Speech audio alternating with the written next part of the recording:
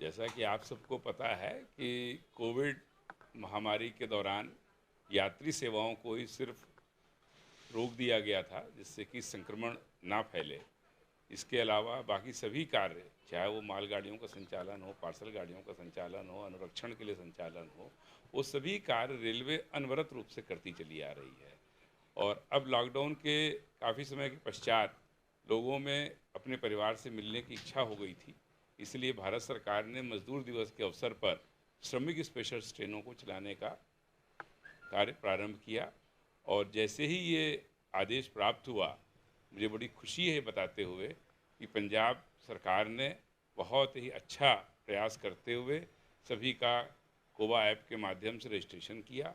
और हम सब लोगों को जो डिमांड दी, उनकी डिमांड के अनुरूप 375 ट्रेनें, जो कि देश में शायद दूसरे नंबर है गुजरात के बाद, मैक्सिमम ट्रेनें चलाई गई। और यहाँ से करीबन करीबन 4.5 लाख लोगों को उनके अपने निवास स्थान तक सकुशल अच्छे ढंग से भेजा गया।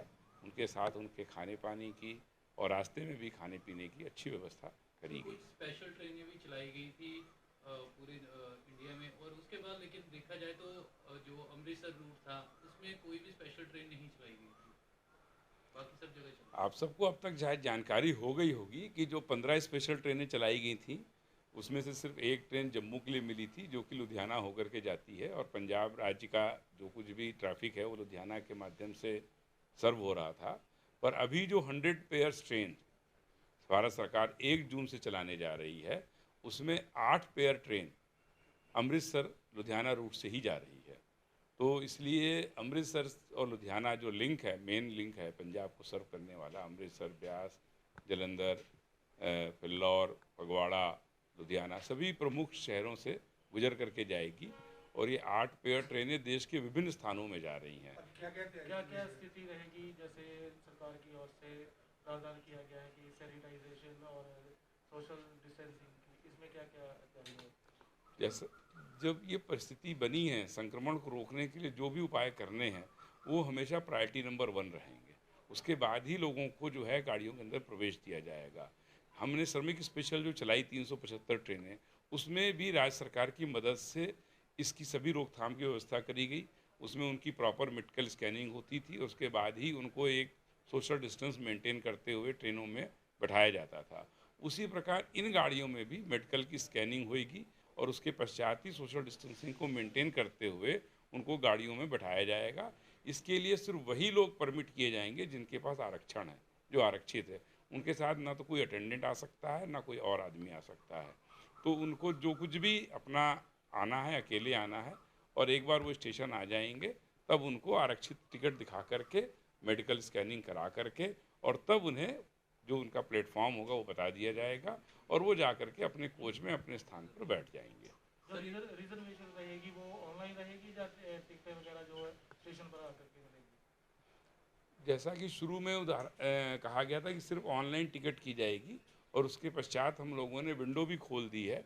तो विंडो में अभी फ़िलहाल रिफ़ंड और कैंसिलेशन का ज़्यादा रश है, क्योंकि काफ़ी समय से जो उस समय ट्रेनें कैंसिल हुई थी और लोगों को अपने पैसे वापस लेने थे, तो अभी जो हम लोगों ने विंडो में स्थिति देखी है उसमें रिफ़ंड का ज़्यादा जोर है। बाकी आरक्षण तो अधिकतर लोग ऑनलाइन ही करा ले रहे हैं। फिर भी यदि किसी आदमी को उसमें दिक्कत है तो विंडो पे आके आरक्षण करा सकता है। सर, एक स्टेशन पे जो एक तरीके से ट्रेनें चल रही हैं, उसके लिए जो स्टेशन पे वेंडिंग स्टॉल हैं, वो खुलेंगे या अभी बंद रहेंगे? बिल्कुल, वेंडिंग स्टॉल खोलने के आदेश दे दिए गए हैं, पर उसमें सिर्फ बात यह है कि जो पैकेज्ड फूड हैं, जो पैकेज्ड आइटम है, वही दिए जाएंगे।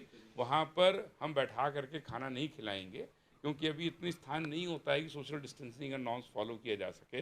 पर जो आवागमन में यात्री हैं, उनको पानी चाहिए या कुछ बिस्किट का पैकेट चाहिए या कुछ खाने पीने की जो पैक्ड फॉर्म में चीज़ें मिलती हैं, वो लेना चाहें तो उन स्टॉलों के माध्यम से ले अभी सकते फिलहाल हैं। स्टॉल बंद चल रहे हैं, वो खुलेंगे पहली तारीख से खुल जाएंगे वो सर? 21 मई को ही भारत सरकार ने स्टॉलों को खोलने का निर्णय ले लिया था और सभी वेंडरों को ये बात बता दी गई है। अब वो सब लोग भी व्यवस्था कर रहे हैं, उनको भी लॉकडाउन के कारण कुछ दिक्कतों का सामना करना पड़ रहा है। तो जो जो लोग भी इसके लिए तैयार होंगे उनको हम लोग खोलने में मदद करेंगे। ठीक है। और वाटर वेंडिंग मशीनें जो हैं वो भी साथ में चलेंगी? गर्मी का मौसम है, जो वाटर वेंडिंग मशीनें जो स्टेशन पे हैं वो भी फिलहाल बंद चल रही हैं ना? हमने जैसा बताया कि हम पैकेज ड्रिंकिंग वाटर भी देंगे, तो उस तरीके की पानी की बोतलें स्टेशनों पर उपलब्ध रहेंगी, जो कि मेरे ख्याल से ज़्यादा उचित है, क्योंकि अब कोई आदमी स्टेशन पे 2-2 घंटे पहले आके वेट नहीं करेगा। सबको पता है और लोग आरक्षित आदमी ही अंदर जाएगा। तो वेंडिंग मशीन से का इतना टाइम नहीं होगा कि पानी भर पाएँ लोग। उनको बोतल खरीद करके ही तुरंत निकलना उचित होगा। तो जो पेंट्री कार हैं वो भी जो सामान है ट्रेन में मिलता था वो मिलेगा? देखिए, जो पेंट्री कार की सुविधा जिन ट्रेनों में है, उन पर वो सुविधा बनी रहेगी, लेकिन जैसा कि पहले होता था कि सबको भोजन उनके सीट पर जा कर के दिया जाता था, उस प्रकार की व्यवस्था नहीं रखी गई है। एक सीमित मात्रा में जो लोग अपना भोजन साथ किसी वजह से नहीं ला पाए हैं और उनको थोड़ा बहुत चाहिए, उनको भी पैकेज फूड ही उपलब्ध कराया जाएगा पेंट्री